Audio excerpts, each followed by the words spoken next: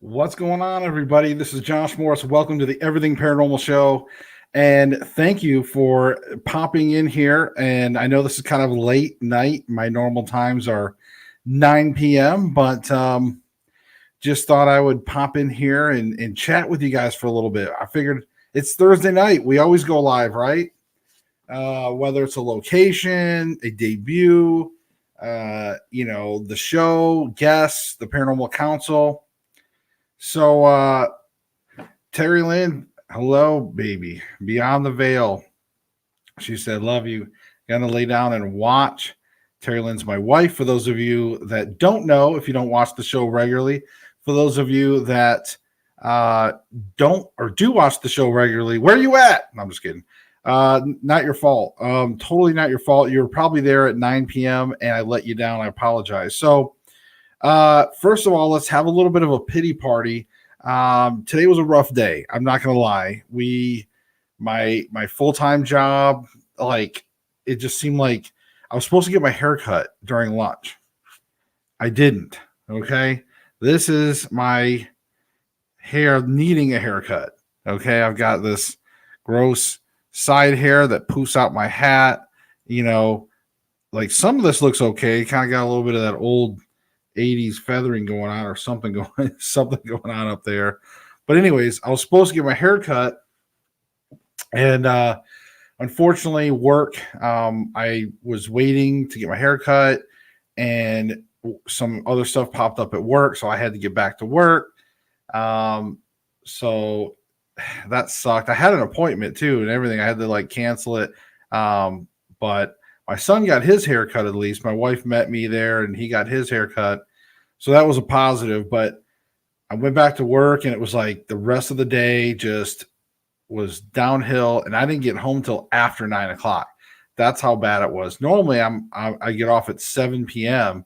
So I get home, I have time to eat a little bit of dinner and get prepped for the show. And tonight it was just horrible. Also, tonight was supposed to be the Paranormal Council. As you guys know, it's myself, Stacy Talich, Sean Carter, and Bob Fountain. But unfortunately, Bob was not able to make it. And then Sean started having internet difficulties in his area. So if you're Sean's internet provider, suck it. Anyways, so fix his internet.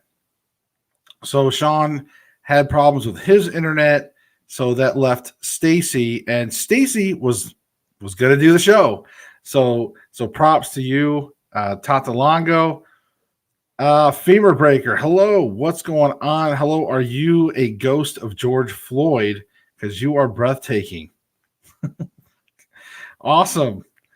And hey, Josh, it's Matt, Paranormal Consultant. What's going on, buddy? How you doing? It's good to see you guys popping in here. But anyways, yeah, it was a rough day, man. It was just a rough day. So I figured we'd come in here and talk a little bit, and I figured we'd just talk a little bit, and discuss a few things. So I don't know. There's not really going to be a show. It's just live talk with me. So whatever you guys want to talk about, we will discuss some things. I don't want to break into some of our subjects that we had a couple good subjects lined up tonight also for the Paranormal Council. I was really looking forward to it. So hopefully we can get you guys a version of that show soon. You just finished my live video, getting ready for my live video tomorrow night. Yes. Awesome.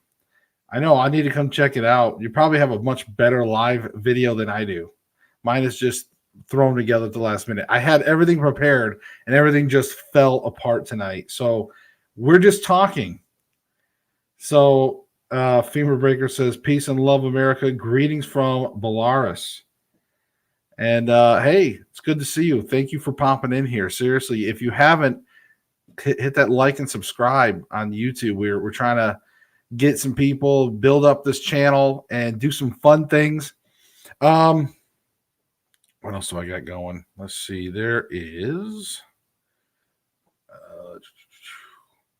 So guys, you have to watch. I always make everybody watch. So here's the trailer. You got to watch my show. This is on Paraflix.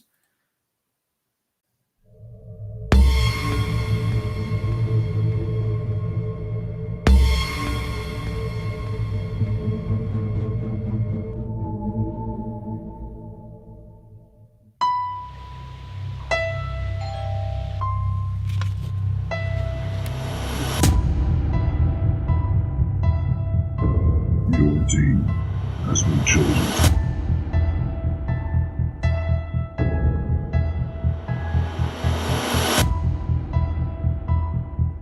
You must complete all of the tasks.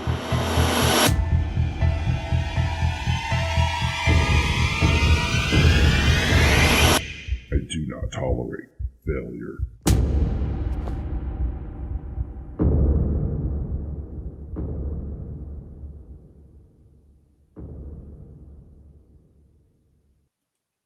So there you go. I wanted to make sure you guys saw the trailer for. Remember, that is on Paraflix. You can get Paraflix for $3.99 a month or $29.99 annually, I believe.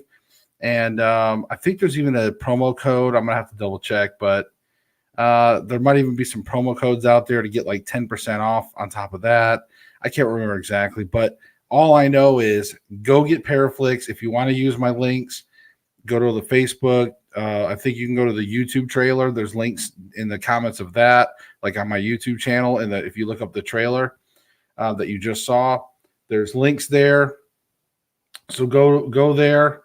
So anyway, so yes, Femur Breaker. If you're new to this show, again, normally we have guests or chat, whatever. And of course, you can participate by if you have any questions about the paranormal, ghosts, things like that.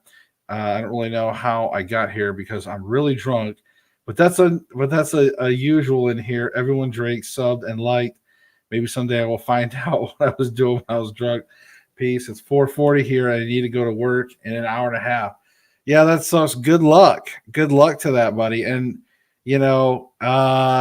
seriously, good luck. Because if you've been drinking and then you got to work in an hour and a half, yeah, that's rough. But I've been there, man. I used to throw them back in the day, and that old term, right? Back in the day. And anyways, yeah, like I can remember having some long nights and then having to turn around and going to work. And I can't imagine how many times I went in just reeking of alcohol. I got in trouble for it in the military. At least one time I had an early morning launch, got hammered at the softball game. We had a squadron softball game. I think we even won, and we were celebrating with some beers, and me and another guy started tailgating. And next thing you know, it's like 1, 2 in the morning. I don't even remember what it was, but I had to be at work early. I show up reeking of alcohol, taking a nap in the intake of the engine, waiting for the pilot to show up. And my boss didn't like that, my tech sergeant. So I got in trouble. And his name was Sergeant Kramer. Ironically, my father-in-law was Sergeant Kramer, but wasn't the same guy. So that would have been weird, huh? But no. Anyways, just a little, I digress. A little bit of story for you. So good luck at your job, Femur Breaker. Don't hurt anybody or hurt yourself. Yes, everyone drinks. That's why I love my country. Vodka instead of water and rivers, man. Yeah. Yeah. Well, I mean, I think everybody drinks here in America too. It's just they're a little more subtle about it, or they hide it. So, see, where you're from, right? They probably love it, vodka, right? So, but yes, don't. But be safe. Be safe, my friend. So, guys, what do you want to talk about tonight with paranormal? You can see I got the ambience going tonight. I decided to change it up a little bit. I got a little bit of red light going, right? A little bit of red light. Got my background, shifted some lighting around for you guys tonight. So got the old hospital on College Hill behind me. That's, of course, the place that I investigated for the episode.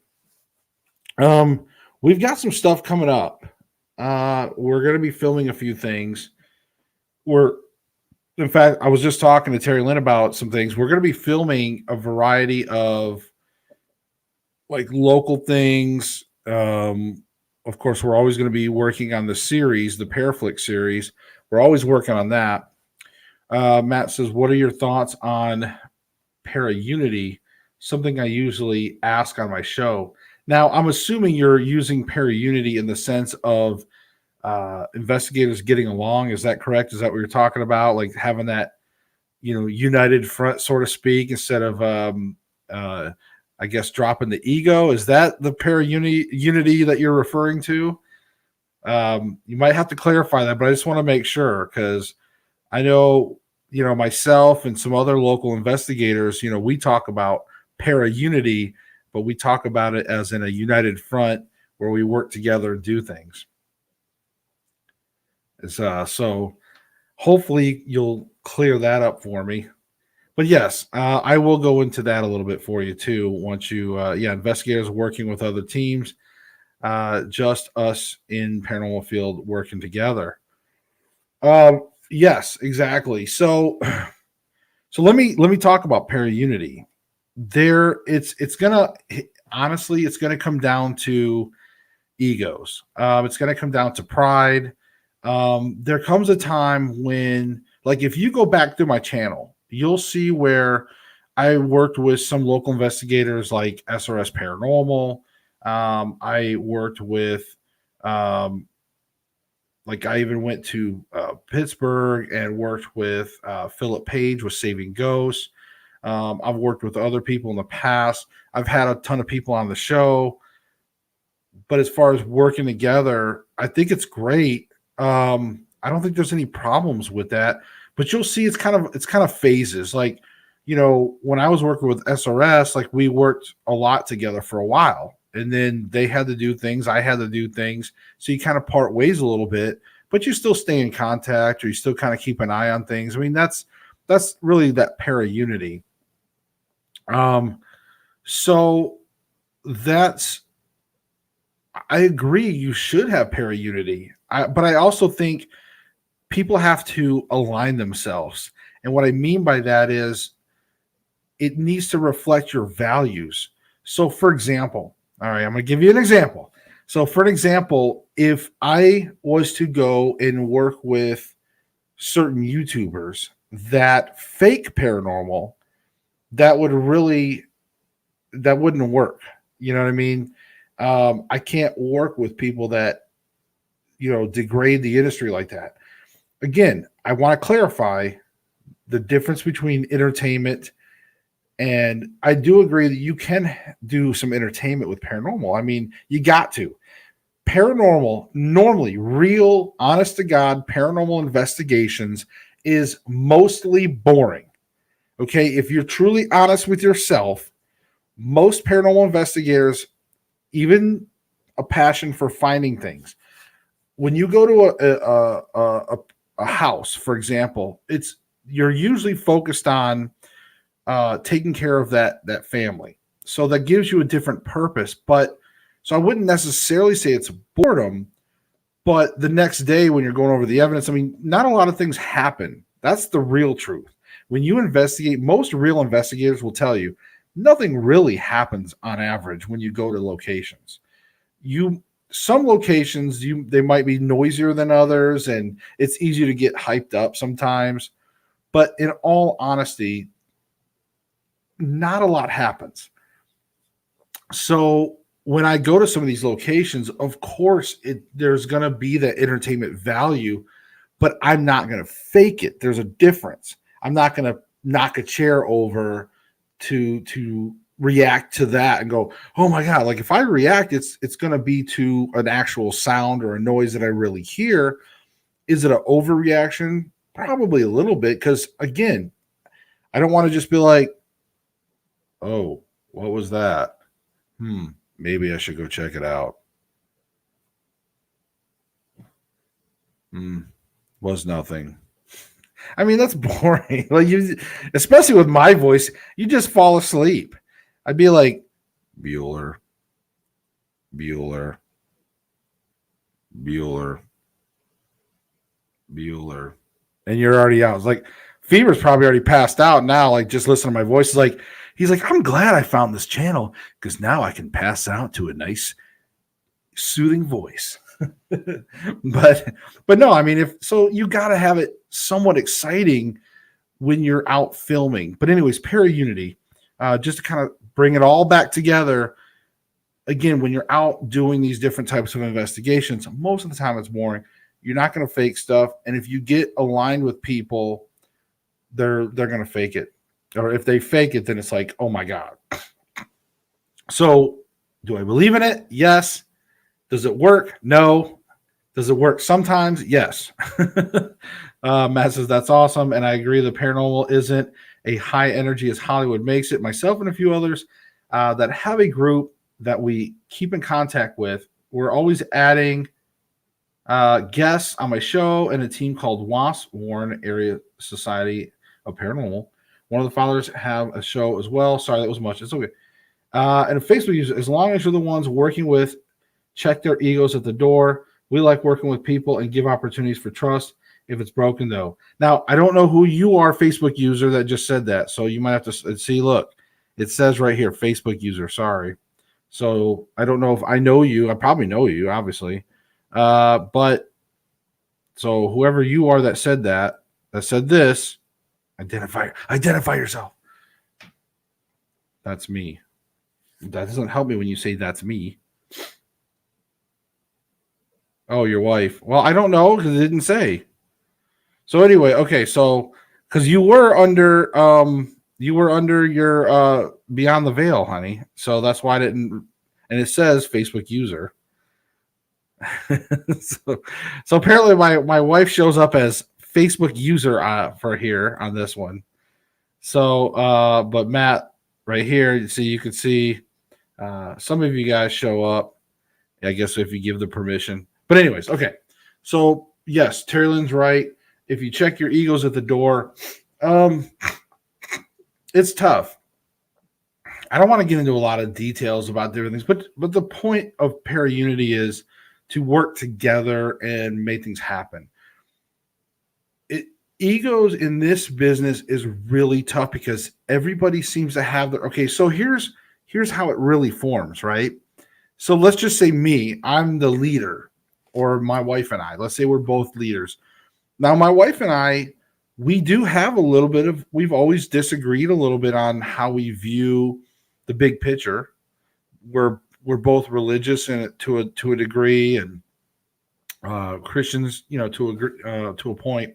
We have different viewpoints, but we also agree on a lot, and we're comfortable with that. We kind of both, but we agree on more than we disagree, so to speak.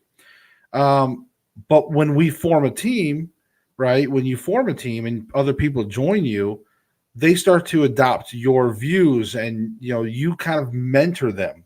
So you end up with this group that sort of follows a lot of the same mentality and similar beliefs. Even if they had different viewpoints, when the teams keep going out and keep investigating and they turn to the leaders of the group for explanations, they tend to start, again, forming and molding and shaping their outlooks on the leader. So therefore, you get this group that has a certain way of thought, and then you have another group that has a similar way of thought. They work together, but there's still these egos, these differences, because again, the leaders are like, well, I like my way of thinking and my things. And, sometimes it's just natural for one of the other leaders to be like, well, this, and this. And then you're like, well, I think this, and then that can almost cause that instant tension. It's like, even if it's manufactured. But that's just some examples. That's just things that, again, I've worked with so many people in the past.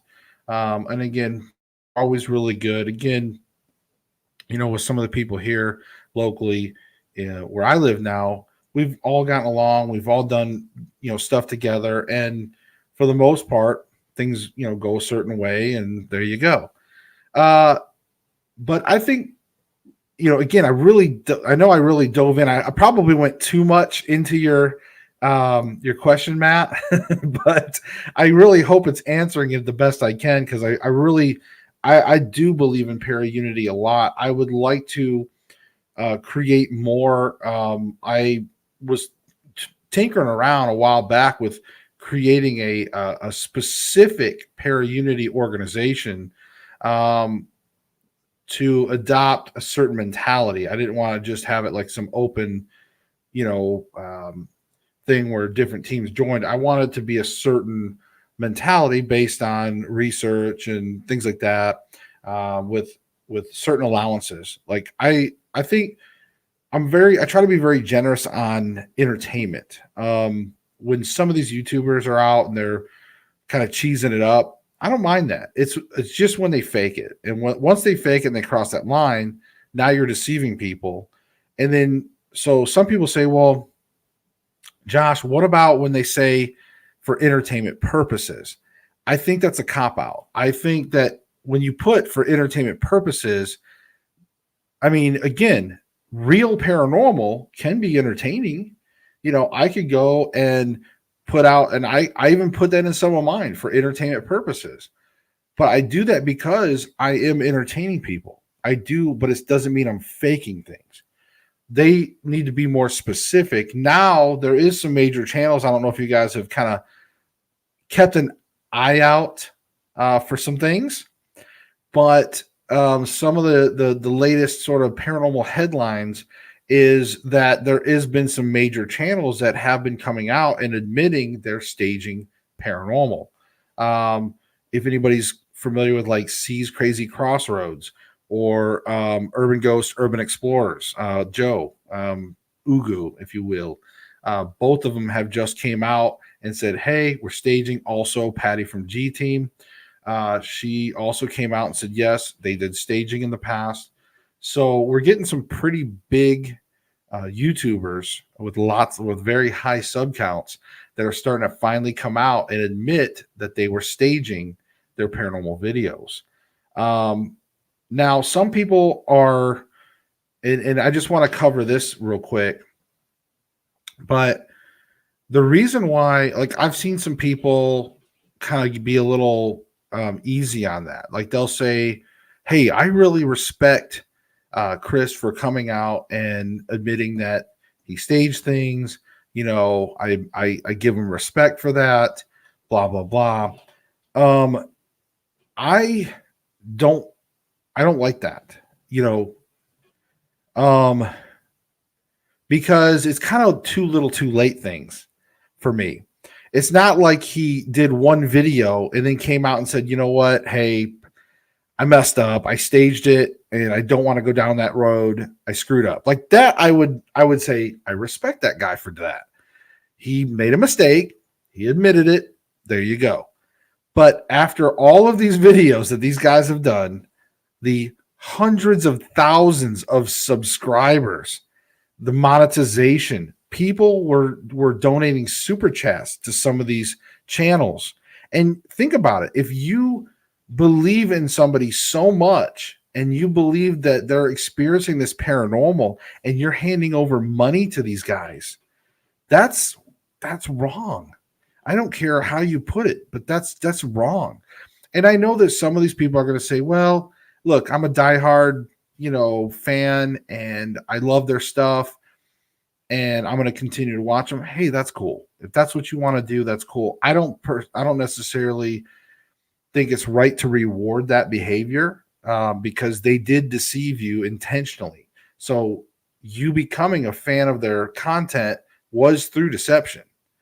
You know, now maybe you knew and you always suspected it. But anyways, and I can also view it as, well, maybe that's the wrestling of paranormal, right? We know wrestling's fake, but it's entertainment. Like some guys like wrestling. It's like a man soap opera. So they like wrestling and they watch it. They know it's fake, but they like it. So I understand it from that aspect. But again, it's how they got there. It's how they got there and then coming out and saying well after the fact all this money we've made from you guys.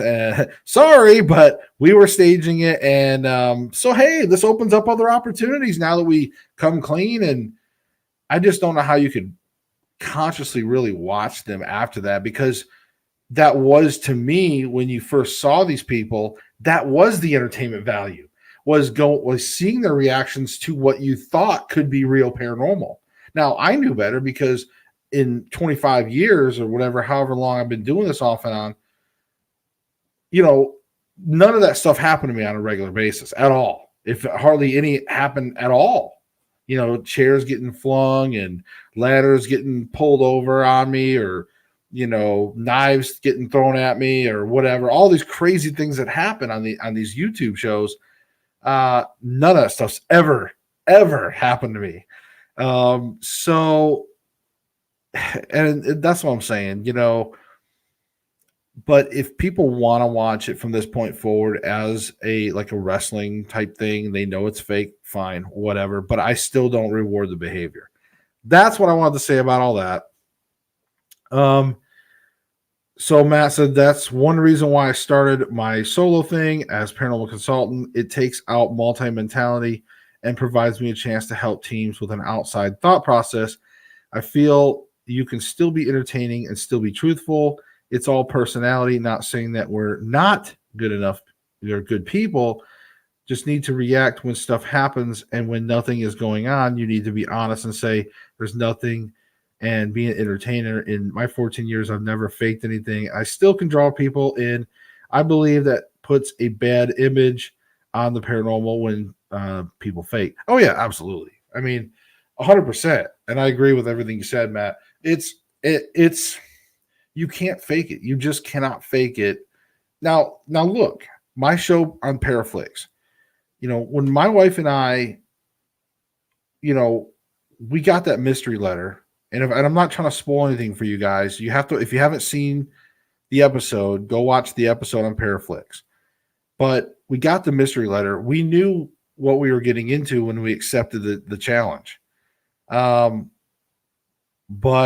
again, the paranormal that's in there is real. We're not going to fake anything. So those of you that watched the first episode, that whatever you see in there, I just present it out to everybody and say, here you go. But I don't be like, oh my God, that chair flew, or that, this and that. I don't fake it, because, they use a series of either strings, fast cuts, masking with After Effects. There's a combination of things that they use to fake videos. And I'm probably going to do a video on how to fake your own paranormal videos. I think it would be cool just to do a nice little satire on it. It'd be fun. I think you guys would enjoy that, and you can see for yourself just how much fun you can have by faking the paranormal if you wanted to. I don't know. But but yes, I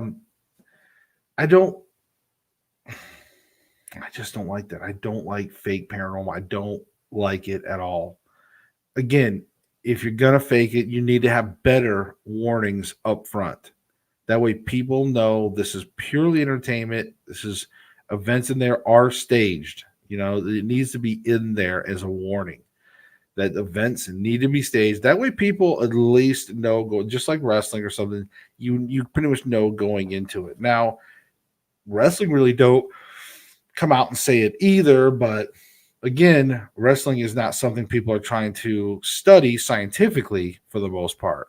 Whereas there's a lot of researchers trying to study paranormal, and then you got all the fakers that's giving it a bad name and just flooding. Think about how many YouTube videos are just flooded with faked videos. It's just horrible. So yes, I think there's a good value in finding a good balance of both. I don't know if I haven't found that perfect balance yet. I'm still working on balancing between being a paranormal investigator and being an entertainer, talking to you guys. I joke around a lot. It's just hard to find all that balance. But we'll get there. And Paraunity, just to go back to that again, I just want to say one more thing on this too. if you're out there and you're watching, again, Para-Unity, I think if it should be in small doses. That's the thing. It's like, work with somebody once or twice, and then give you guys yourself a break a little bit. Maybe come back later. Just little things. Ram Kumar, Namaste Cha-Cha. Is that what? Did I just say that? Namaste. So I guess that's one of those. Let me get. It's like a peace be with you thing. Is that what that means? I know Namaste, right? So I just didn't know the whole. Was it Cha-Cha? I'm probably mispronouncing stuff. I'm horrible at things. So I'm getting some new names floating through here tonight. That's cool. Like seeing you guys, new names pop in here every once in a while. And they're probably gone. All right. So yes, Matt, we'll have to we got to get you on the show. For sure. Again, I'm trying not to do a lot with guests anymore. I'm trying to really get back out in the field. I really want you guys to. I know you guys like it when we go to locations and you see things. I've just got to put more effort. We've had a lot going on because it's summertime. We're getting close to the school year. We're trying to squeeze in tennis tournaments. It's just that time of year where my son's tennis is priority. We're going to be going out of town this weekend. We've got other ones coming up. So it's kind of tough. And not only that, I work 2 full-time jobs because if I had, say 100,000 more of you, I probably could do this full-time for you guys. I would love to, and I'd love to have you on my show as well to pick your brain a little bit. Yes. I mean, hey, I'll say yes. I'm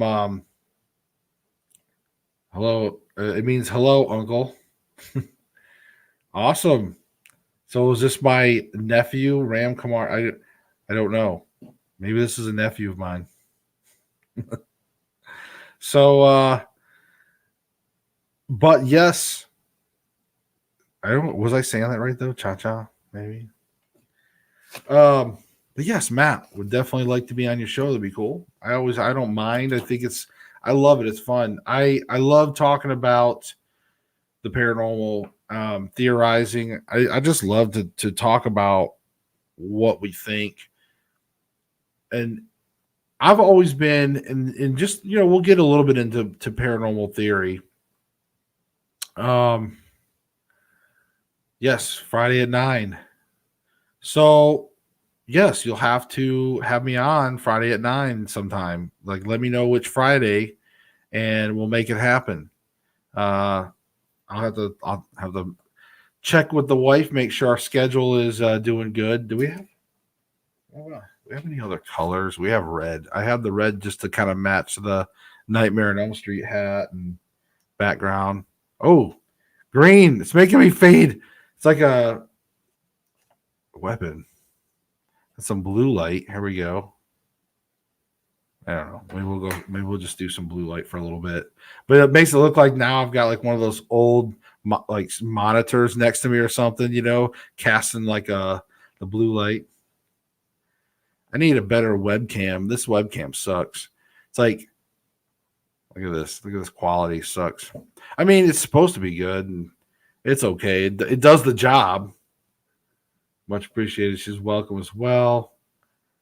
And we can set something up via Messenger if that's okay. Yeah, I mean, just hit me up anytime, Matt. It's no big deal. We'll work it out.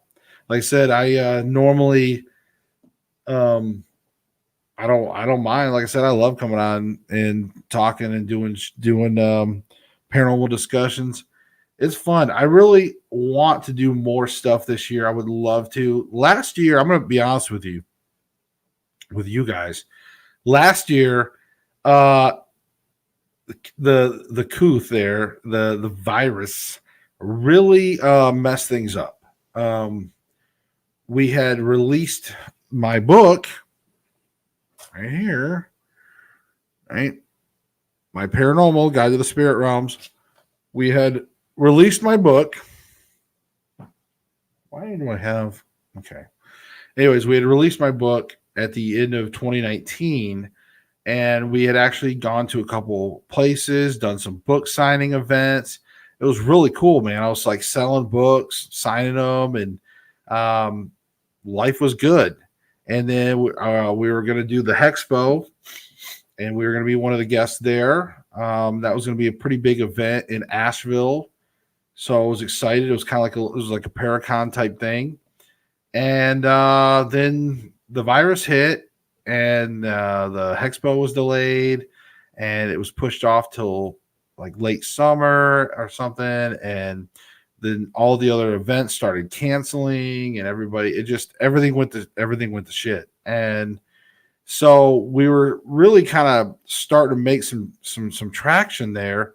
And it just seems like ever since then, and I thought maybe like the show we have gained some more people, and like I said, now that we're going to do some more filming, I've got another new lens here. This is the 24 millimeter lens. This thing is awesome. It's a low light lens, and it's crazy because you wouldn't think so when you look at it. It's like small, so you would think that a low light lens would have this huge, to allow more light, but apparently it's the iris inside. But this goes down to an f-stop of 2.8, just to let you know. So it's a lower light lens. Most of your normal zoom lenses will go like 4.5 on your f-stop.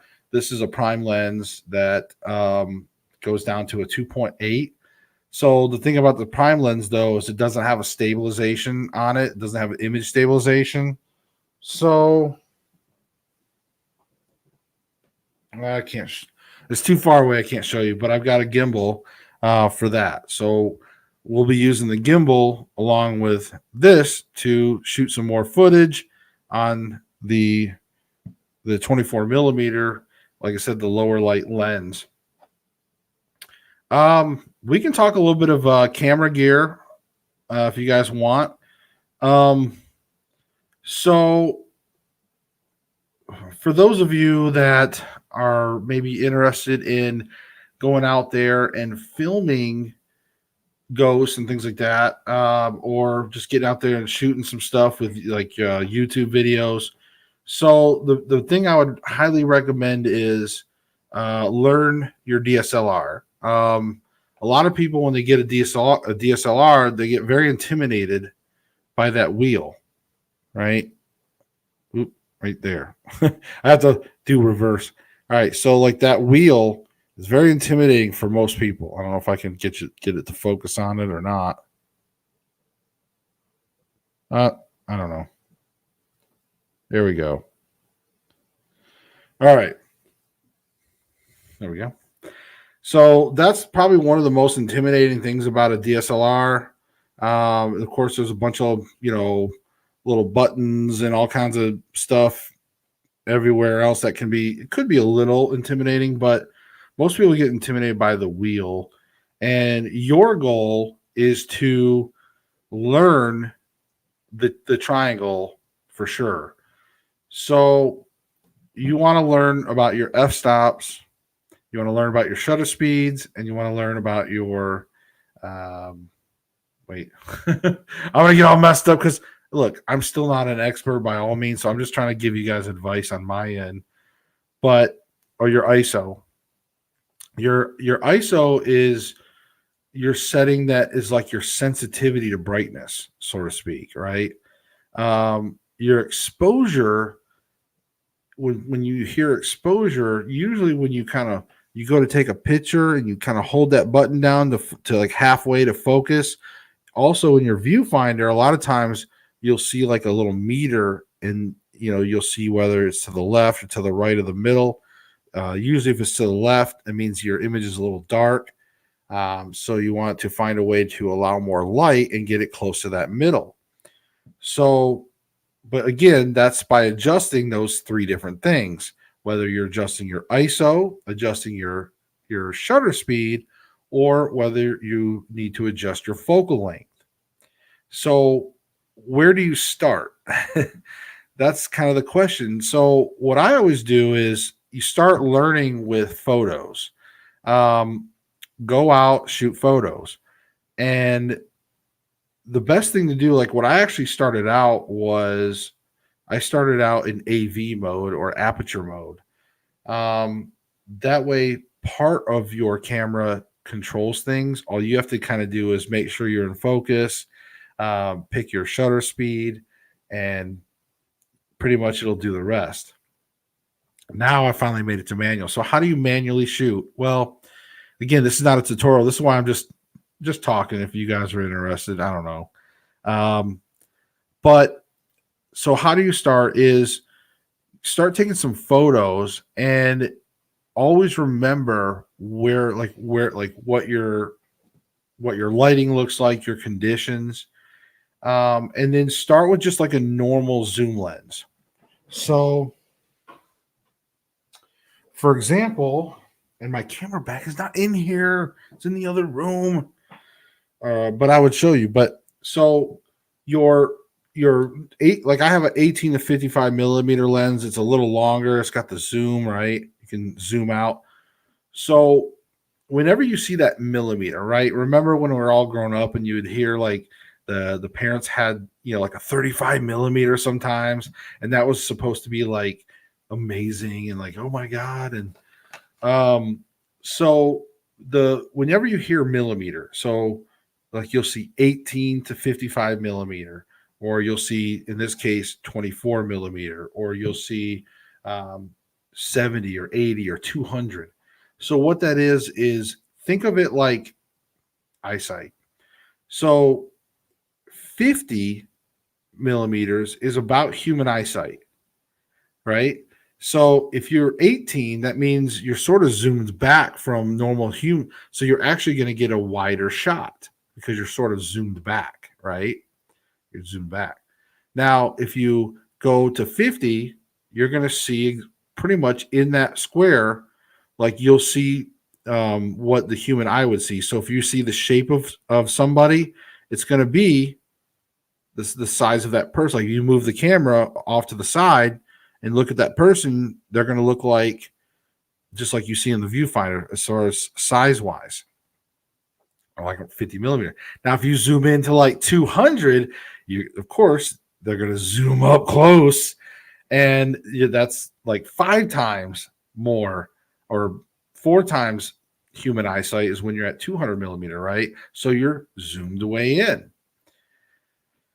So again, these are all things, and this is sort of like a preference on what you want to shoot. Do you want people to feel like they're looking through the normal human eye, or do you want a little more of a wider shot? And it's like learning how that stuff interacts with each other, right? Because, and you'll have to like play around with it, but like when you zoom in versus wide shots, it actually starts altering the face a little bit and the background. So you'll have to kind of play around and learn. But so where do you start is, again, pick a lens. And so what's your suggestion for an outside investigation, or does it depend on situation? So good. We'll get away from the camera stuff. It's like I was just talking. I don't know. I was just talking about something. If you guys want to know more camera stuff, let me know, and we'll talk more camera, like taking photos, learning more about your focal range, your isometric stuff, and like once you start learning that stuff, like I said, I'm learning it still, but I've got some information I can pass on about what I learned. So anyways, all right. So outside investigations. It does depend on the situation, but so if you go back in some of my videos, there's a couple that I went to that were near a highway. So that can be frustrating because it's really loud over your microphones. Even like with my Rode mic, even though it had the muffle on it and stuff like that, those semis and stuff that goes by, the sound really travels. So that can be tough, especially if you're trying to film an actual video. But if you're just there to investigate, again, what I would recommend is if you're near something noisy or like a highway, if possible, try to wait until like 3 in the morning. I know that it really sucks, but try to really, really wait until that traffic is at its lowest possible peak. And if you can, try to even do it on a weeknight if you can, because again, less traffic at 2, 3 in the morning. I know because I'm out on the road almost every night at those times. So I end up being one of the only few vehicles out there half the time. So that can help reduce the noise, the frequency. And of course, like if you're in the woods or it just depends on it really is tough. Sometimes when you're out in the woods, you're trying to do a nighttime investigation. Again, a lot of sounds. I also think too, it depends on what. Oh, about lenses. Oh, yeah. Okay, cool. So yes, cool. All right. Well, see, because I was talking about cameras, but I for some reason I was thinking about. Oh, so outside for lenses. Well, again, it depends on your situation. Now, for example, on when I did the Paraflix episode, I filmed that whole like most of my stuff that you see right now has been filmed on a zoom lens on 18 to 55 millimeter. So um it's all going to depend on what you want visually. Now, personally, I think if you look at like my videos with like when I go to some of these locations, I personally I don't like to do 50 millimeters because when you set your camera to 50 millimeters, a lot of times too, depending on your sensor, um, you may actually be looking more like 80. So it may actually come out to be more like zoomed in more than you really want. It can be a little tricky. Um, so the best thing is I like to film 18 to 24 millimeter as far as just visually, because you want a little bit of that peripheral, right? But you don't want such a wide shot like some crazy 10 millimeter. You don't want to start getting into almost fish effects. So 18 is still really good. That's like a standard kit lens pretty much. And so 18 to 55 is really about all you really need, to be honest with you. And again, I film mine when it's the night stuff. Now, B-roll, of course, that's artistic interpretation. You're going to zoom. You're going to use, your 50. You'll zoom all the way to 55. You'll maybe switch lenses. I'll do 200 millimeters for like really zoom in shots. If I'm trying to, get a certain image. But it also depends on the lens that has. If you want to have lenses that are image stabilization, because autofocus is great. That's almost on all your lenses. Almost all your lenses have an autofocus and a manual. So depending on what you're shooting, you may have to shoot manual focus. Now, again, I don't recommend that for like investigations. But if you're going to shoot B-roll, things like that, you may have to periodically shoot switch to manual. That way, as you're doing an artistic shot, you don't have something as you're like, say you're just like panning over or something. You don't want that focal point to come in and out. Garfile my taxes. How are you? Monster Musume is a good show. If you haven't seen it yet, very clear ghost documentation, very informative. I recommend if you're interested in ghost. Good advice. Check it out for sure. Absolutely. And I think it's important that people know that I always like good documentation. It's tough. I can't get into certain things because I don't want to give away secrets, but there is a couple things I've been working on to try to bring together like a para-unity type of situation, where we can all help each other out. Let's just put it that way. So I'd love to. But But yeah, that sounds awesome. Sounds good that they do good documentation. I'll have to check it out. It sounds cool. I mean, I don't mind checking out all kinds of shows. Oh, it's on Hulu. Yeah, that sounds cool. They need to get me on one of these. Oh wait, I am. I'm on Paraflix. So Gar, file my taxes. Go check out my show though. Mine's not. Mine's not going to be. Listen, I want to clarify something real quick. So, all right. So this is something I try to clarify with everybody. All right, you can't hold all the shows equally. You can't hold them against each other equally. And what I mean by that is some shows are going to focus more on fun, urban exploration, maybe a little bit of experimentation, and that's it.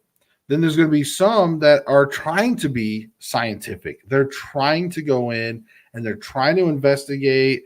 They're trying to use multiple meters to valid, to confirm things. And then there's some shows that's kind of a blend of that, and so again, you always want to look at the shows.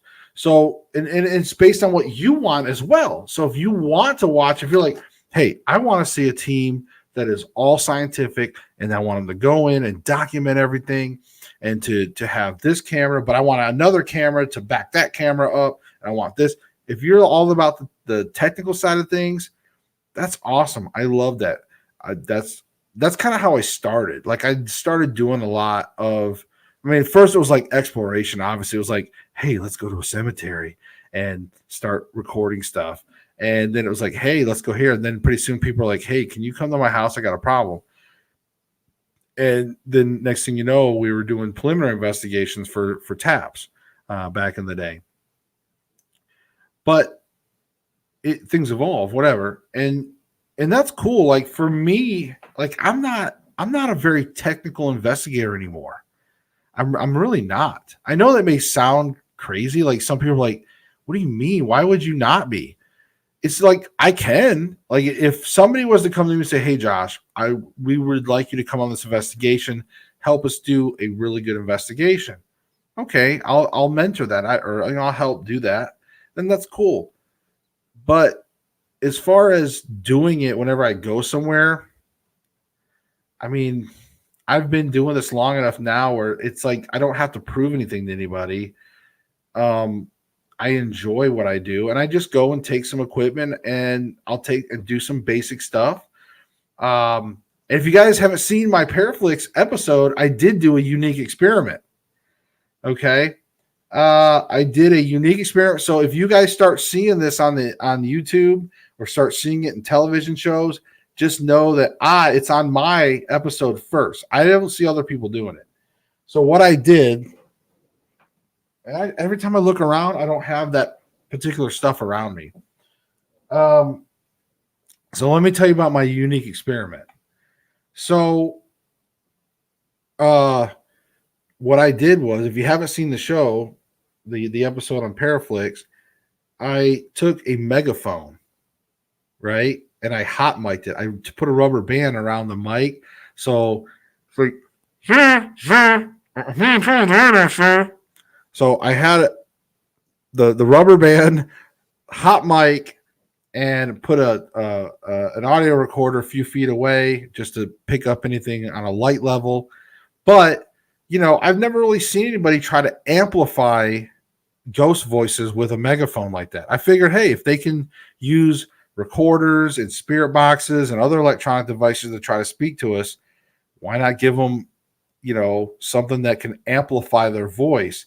So I did that. I don't think I yielded any results, though. You'll have to watch the show to find out.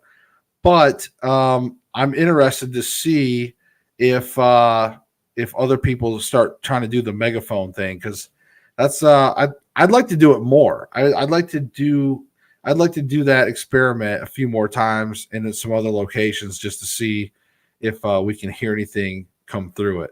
That would be pretty cool. Baby monitors and recorders. Yeah. I mean, I think we even did one of our episodes. We actually had like a bunch of investigation stuff.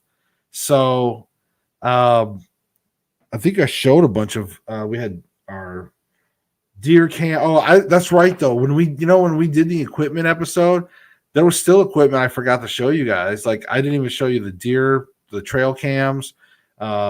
We have some trail cams. We got baby monitors. I didn't break out the baby monitors.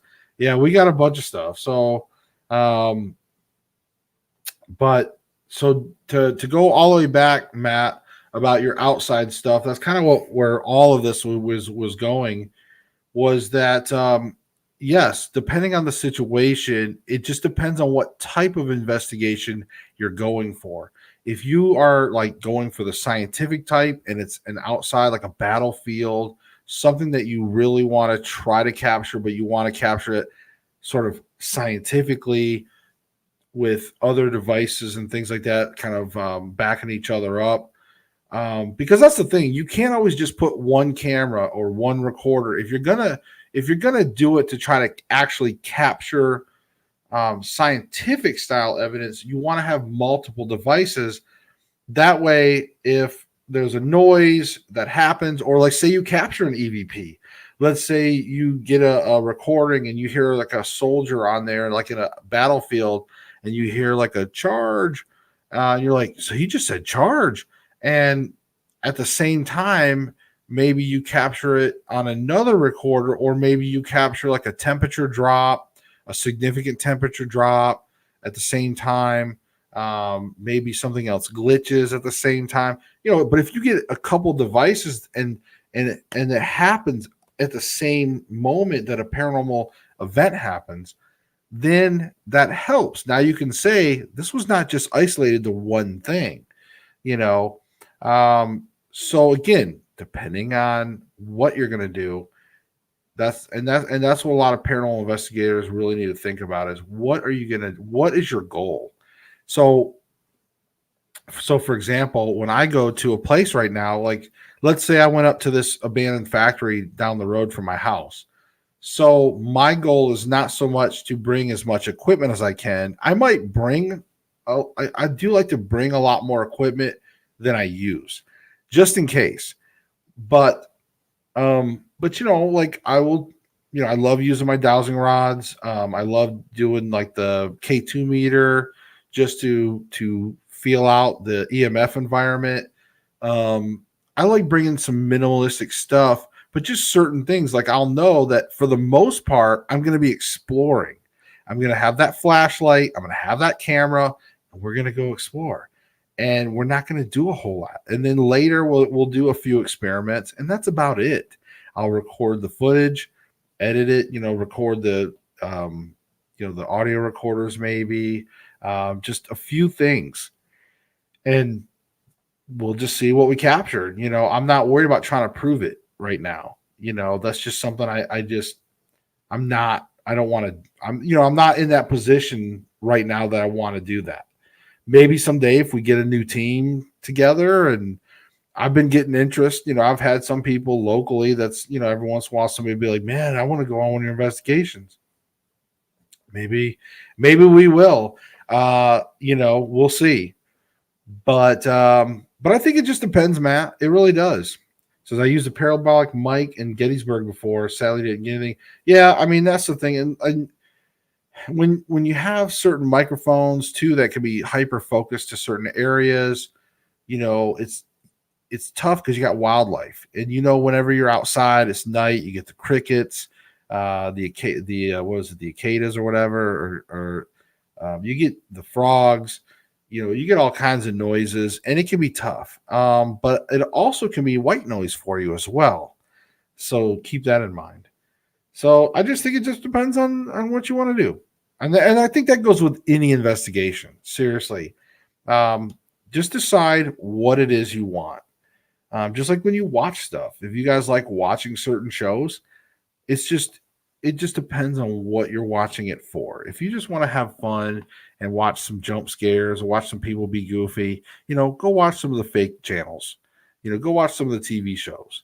If you want to watch something scientific, there's some people out there that's really good about truly not faking stuff. I mean, I had Jeff Santos on here from Virginia Paranormal. Those guys are over there on the East Coast side of Virginia. like Yorktown stuff. In fact, I think he's even doing like a Yorktown ghost tour tonight. But I've had him on the show. But their team, they do a lot of. Go check out their channel. They've got some really. I think it's VAPI is like the abbreviation for Virginia Paranormal. But they have like their own little series where they do like this gas grub, like the gas grubs and ghosts or whatever. Or maybe I've got that backwards. Maybe it's grub, gas, and ghosts. I don't remember, but I think it's the grub, gas, and ghosts, or whatever. But it's pretty cool, or gas, grub, and ghosts. But they like it's kind of like their behind the scenes journey when they're going to investigation, and you get to see them going to these gas stations, trying food, and so it's like a little bit of a side reality show with the stuff.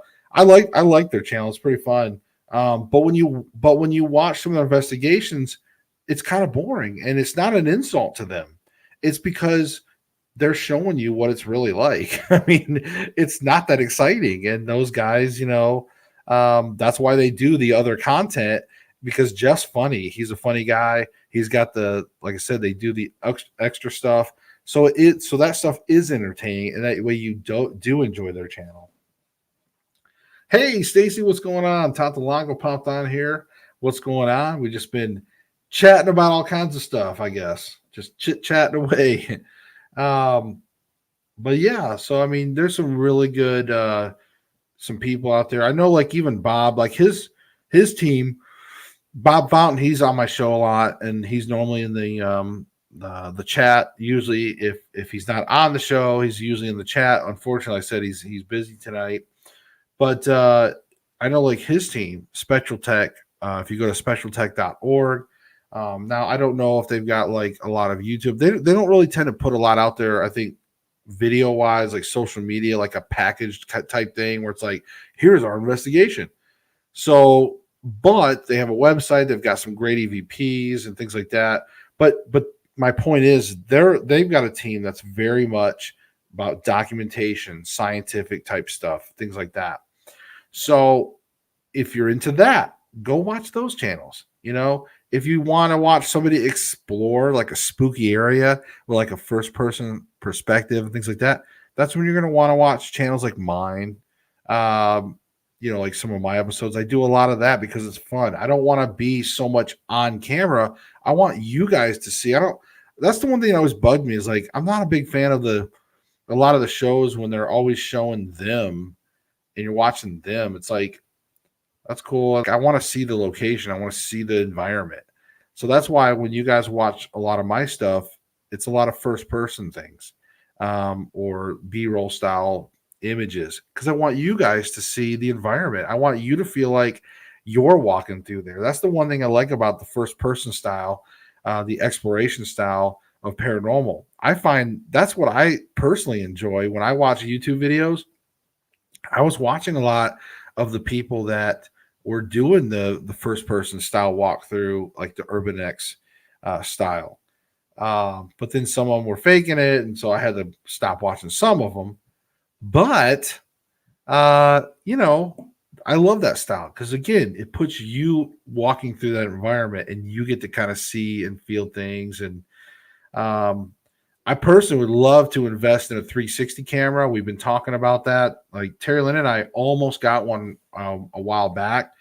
I would love to get a good 360 camera to where I could do some 360 videos for you guys to where you can literally go in there, spin the camera around any 360, any direction you want.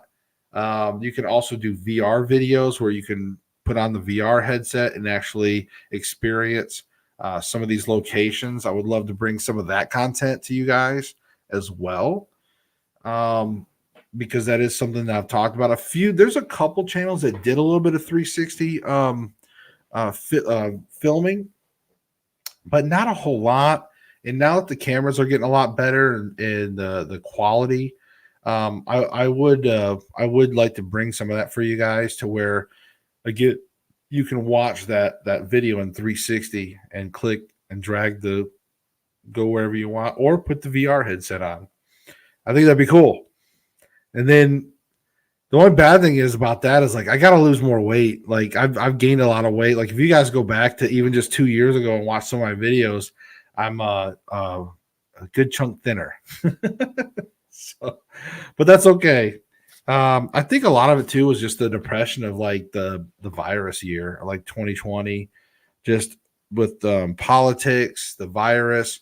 It's just 2020 sounded like such a cool year. Like it really seemed like that was going to be a cool year. I mean, again, when I released my book at the end of 2019, and we started doing those book tours, everything just seemed like going into 2020. I was like, man, 2020 might be our year, and it wasn't. It was like completely opposite and just trash for everybody, just about. So, um, and I just gained even more weight.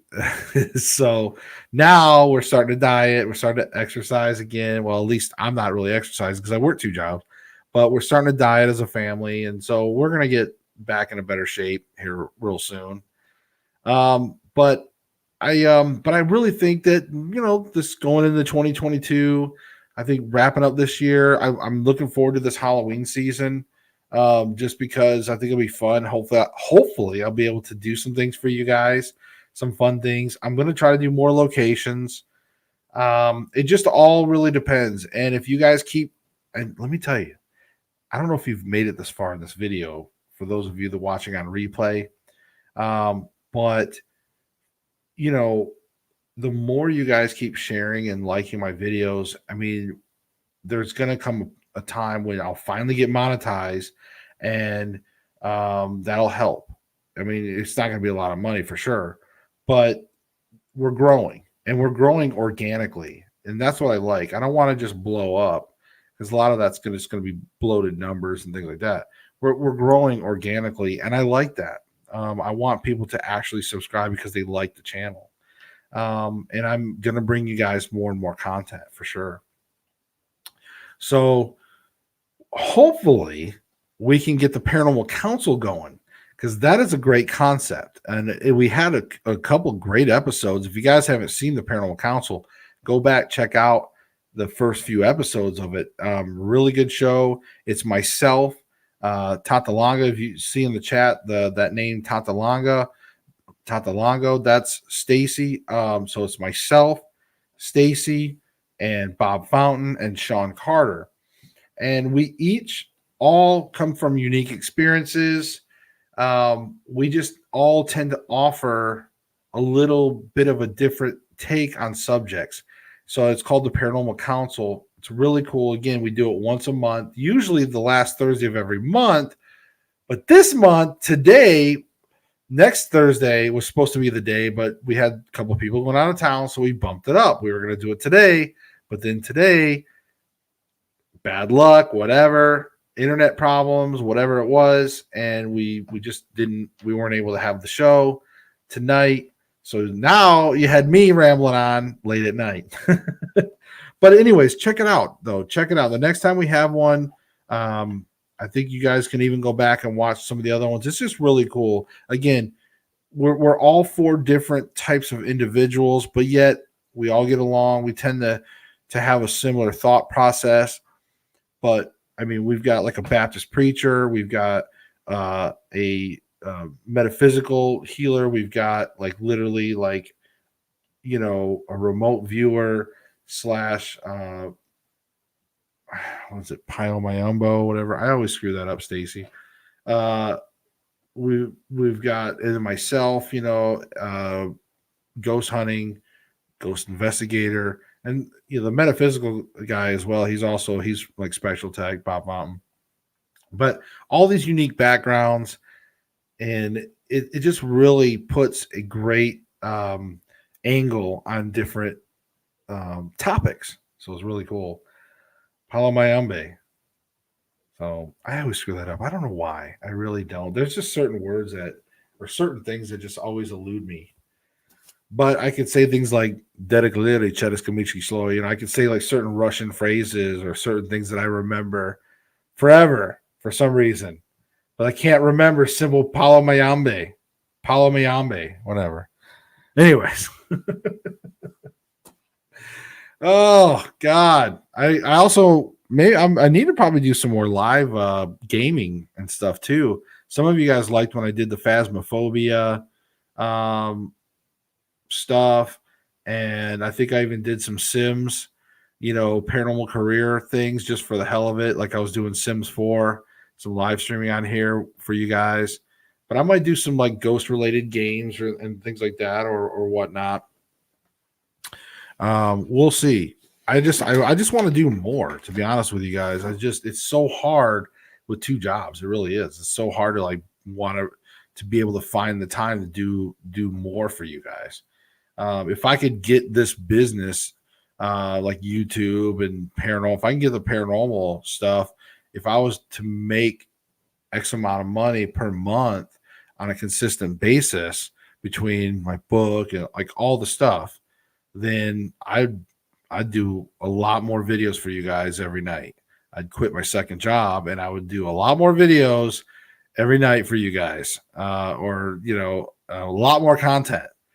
The second job is what's killing me the most, only because again it just takes up my evenings. Where let's face it, when you're in the paranormal career, nighttime is the right time, right? So nighttime is the right time. So when I have to go to work at night, that takes away from the right time. So yes, I only have right now, I have only Thursday night, which is tonight, and Sunday nights. So it's tough. If I can't have something to film Sunday night, it just sucks because then I have to go all week, and then Thursday comes, it's the show or a live event or whatever. And there's just so many opportunities in between the film.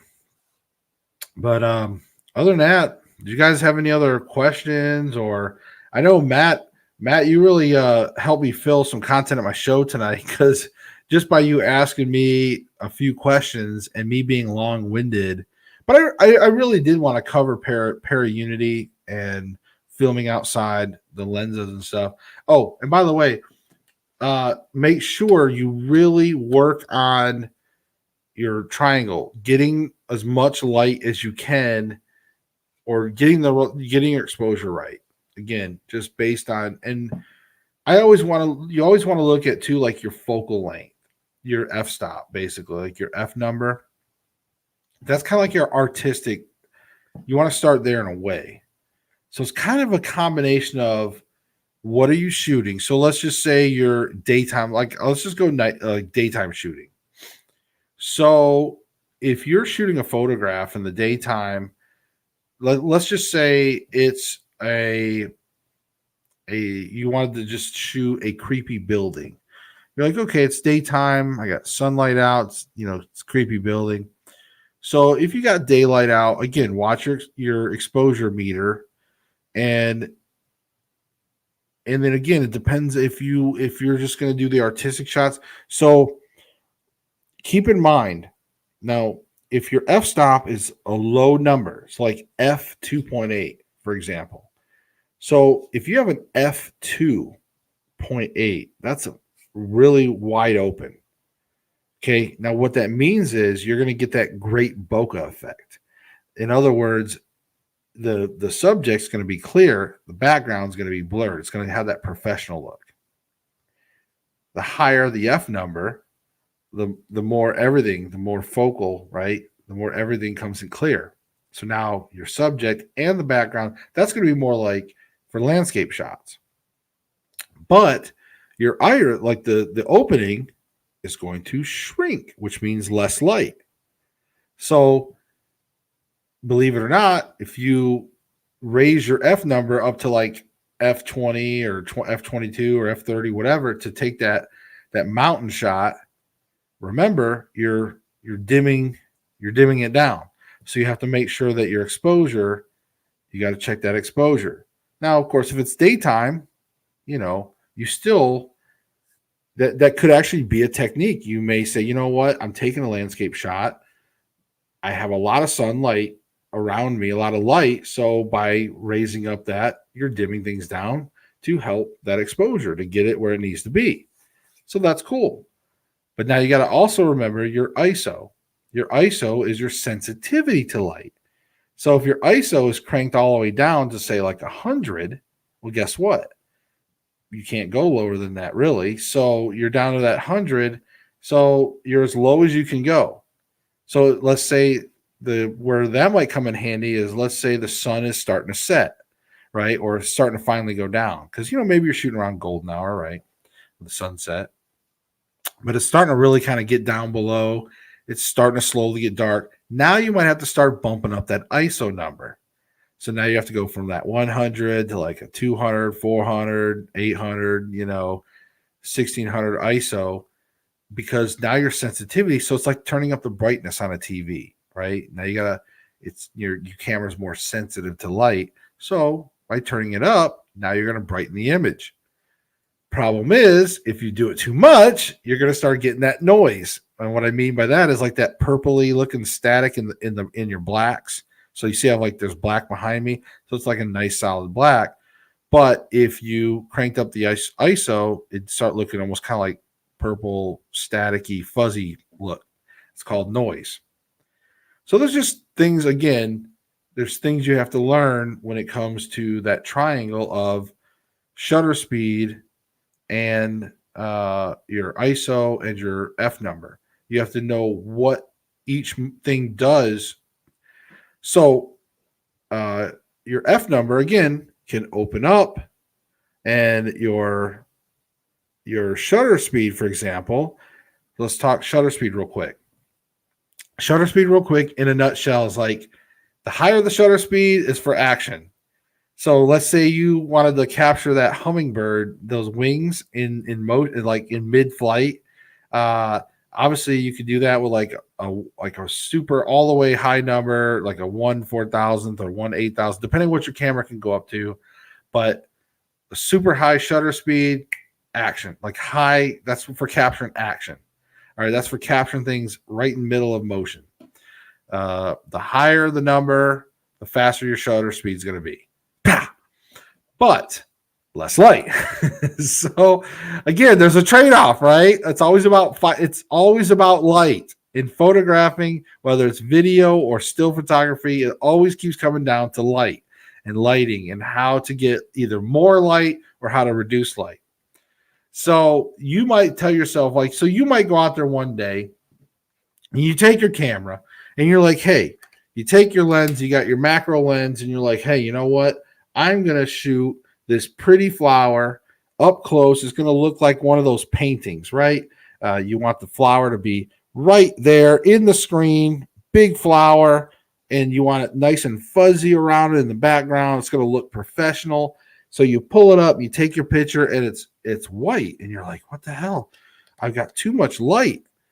Because again, your f stop is down to that 2.8 or that 4 or whatever. You got that that bokeh effect, right? That the blurry background and the focus looks great. Okay, but it's wide open. Remember, now your opening is bigger because you got that high or that lower F number. Well, so you drop your ISO all the way down. You're like, man, I've got too much light. So you drop your ISO all the way down to 100. So you check your little exposure. Crap. I'm still too bright. Now what? Well, your focal length is set to where you need it to be, right? That's artistically, you want to capture that flower, and you want the background blurry, and then your ISO's all the way down to 100. You can't change that any lower. So your sensitivity for light is as low as you can. Well, the only other thing now is really your shutter speed, really. That's about realistically, and without getting into any other advanced techniques. Now you're talking about your shutter speed. So this is where cranking it up might help your darkness. So like say you crank it up and you check your exposure, well, maybe now it's back down. Now you can take that shot you've been wanting. However, let's just say, for argument's sake, that you still have too much light. You're like, you know what? I've cranked up my shutter speed. My ISO is all the way down. My f-stop, I don't want to sacrifice that anymore. I want this gorgeous bokeh effect. I don't want to raise my F number. I want it just the way I like it, and that's it. So what you need to do at that point is you need to get yourself a filter, okay? An ND filter. So what an ND filter is, there's, and I never always knew this, but there's threads right here. There's threads on your camera lens, and you can thread different lenses, okay? So on here, you can thread on an ND lens. And the best way to describe it is it's like sunglasses, like putting on a pair of sunglasses for your camera. And you can actually even dial the ND filter for brightness and darkness. It's pretty cool. So now you can put that ND filter on there, test out your brightness. And if it's still too bright, now you can just dial a little darker, test it out. Or you can even sit there and dial it until the right amount of exposure. Now you're ready. Now you can snap your photo. Now keep in mind, there's another thing to think about filters. Okay, be careful, because the cheaper the filter, you will see it in your picture. You will see certain effects happening in your picture because the way the layering is, the cheaper, the more expensive lenses, the more expensive filters, they're going to obviously have better quality. So, I don't know if I've been boring you guys with all this camera talk. I don't know. I apologize. We've been rambling on. This show's been going on. Hell, it's almost midnight. I don't know. I've actually had fun on this show. Just Matt's been was asking me questions, and I don't know. I thought it was a pretty decent show. I think we got a lot of information out there. But if you guys ever want to have like a discussion on camera talk, or if I'm yawning on my show, guys. I'm getting tired. So as we get ready to wrap up, I want to say thank you so much for those of you that watched my show. We had some new people swing through here, some regular people swing through here, and I love it. Matt, if you're still watching, I look forward to hit me up on Messenger, and I look forward to setting up something with you on coming on your show and you coming on my show. That'll all be cool. And what else?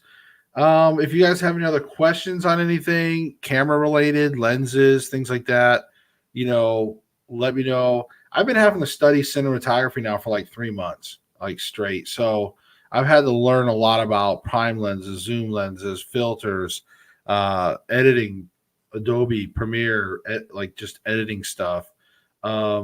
It's just crazy. I've had to learn so much stuff about editing, and it's insane. And let me see. I don't know if I can show you guys this. Now there's no audio to this. I'm gonna show those of you that might still be watching. So like, as some of you may or may not know, like as I've been learning cinematography, I've been trying to like learn effects, like virtual effects and stuff. So this is a sample of, this is just a little thing that me and my son did. And so here's a little bit of an example. Let me see if I can show you guys.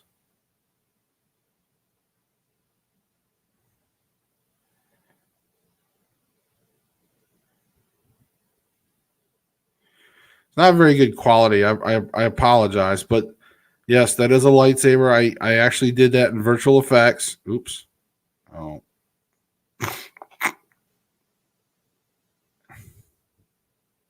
Anyway, I'm sorry about that. It's kind of hard to show you guys, but anyways, I did was working on virtual effects, and of course, the first virtual effect I wanted to learn was a lightsaber. I mean, hello, I'm a little bit of a Star Wars fan as well, as you guys probably know that for those of you that follow me.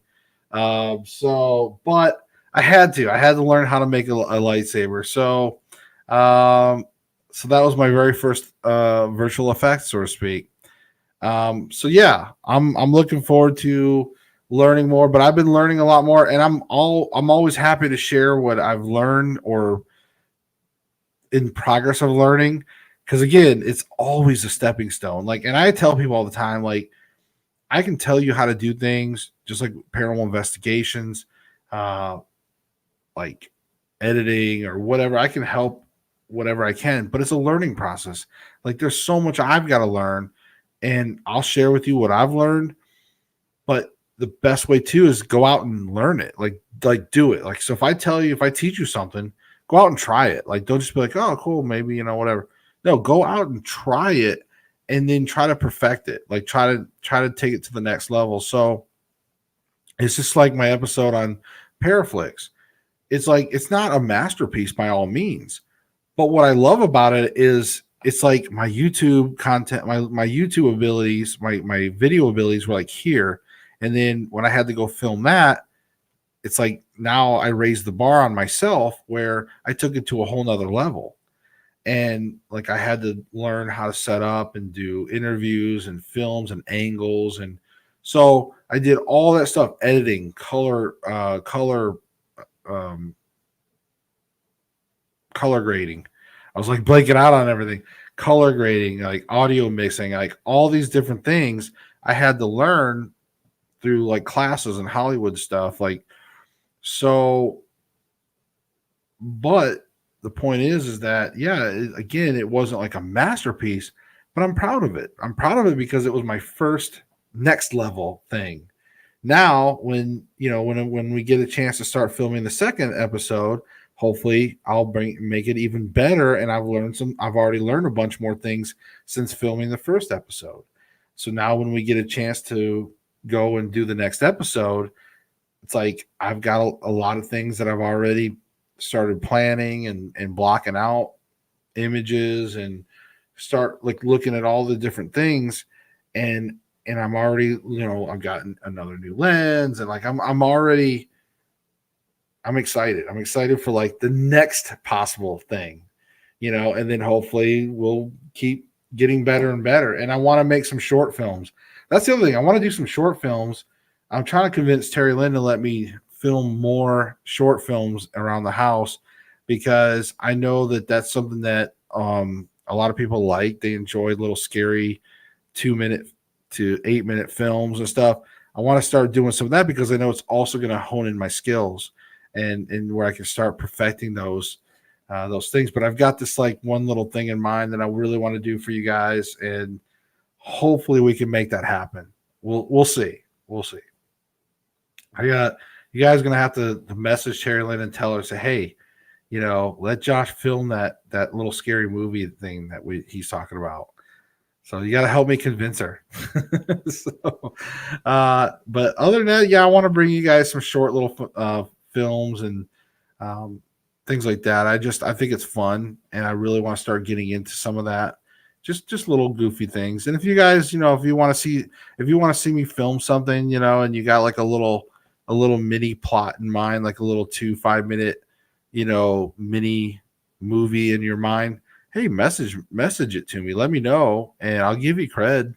I'll give you credit. I'll make it if I can, and then say, hey, this was inspired or written or whatever by you, and well, we'll debut it, and you get to check it out. So, anyways, guys, I'm Josh Morris. This has been the Everything Paranormal Show. And before I leave, there's 2 things we got to do real quick before I leave. So don't quite go anywhere. But first of all, up here, Paranormal Underground magazine. Okay, you guys, if you have not checked them out, I know I say it every episode. Usually, go check them out. I believe it's a Paranormal Underground magazine. Let's see, what is it? It is paranormalunderground.net. Go there. Get a subscription to the magazine, and if you tell them that I sent you, say like, hey, Josh from the Everything Paranormal Show sent me here, you will get like a year for free. Like every first of the month in your email, you're going to get a fully illustrated magazine, and it's all about paranormal content. It's great. Paranormal Underground magazine, they've been around now. Cheryl Knight, it's amazing. Go check out the magazine, and they're good folks. So go do that. Also, second of all, go to Paraflix. Go to Paraflix. and go get a subscription to Paraflix. It's only $4 a month. And if you don't want to spend the $4 a month, guess what? There's a yearly rate of $30 for an entire year. So just go spend the $30. You'll get a whole year of Paraflix, and you'll be able to keep up with my new series, Para Explorers. That's right. In fact, let me see here. Let me see something. Maybe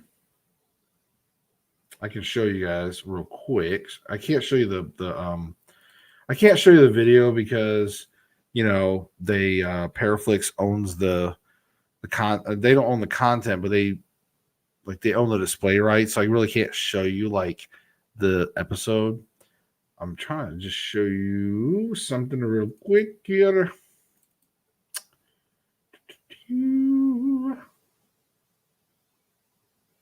Someday, if I can find out here. What the hell? What the hell am I looking at?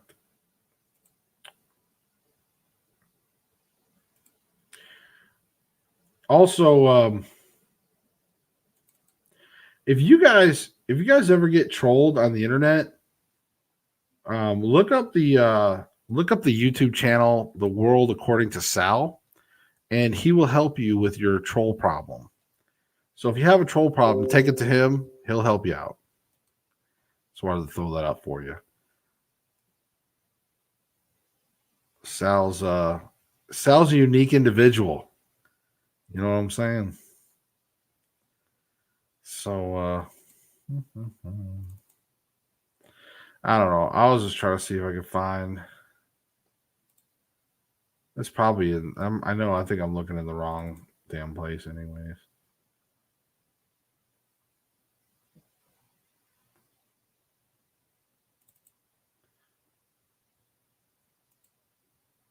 What?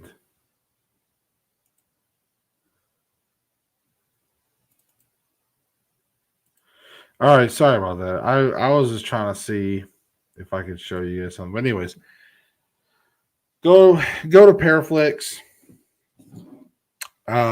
Spend the $4 a month or the $30 a year, and the name of our series is called Para Explorers. Okay, I was trying to see if I could show you, but you'll see the title. I'm going to show you this. So as we get ready to leave, I'm going to show you one more time, guys. We're going to rewind this.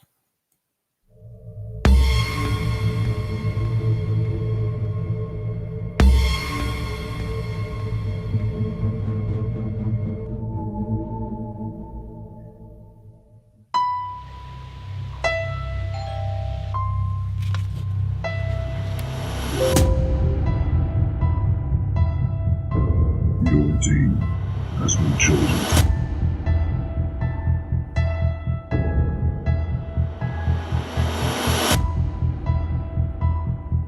You must complete all of the tasks.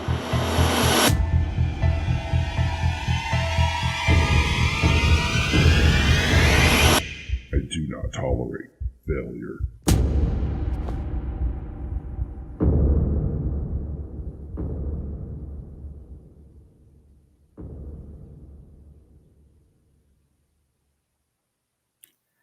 Sweet. There you go. So go check out Paraflix and go check out our series. Anyways, guys, I'm Josh Morris. Thank you so much. If you made it through this episode, I don't know how, but thank you so much for doing it. And if you can, smash that like button. You know, people are smash that like button. I don't know. I don't even know what to say. Just you guys know the drill. Just hit the like button for me, please. Share it with people. You guys have been amazing for that. And I look forward to seeing you in the next video, guys. And remember, seek the truth. That's important.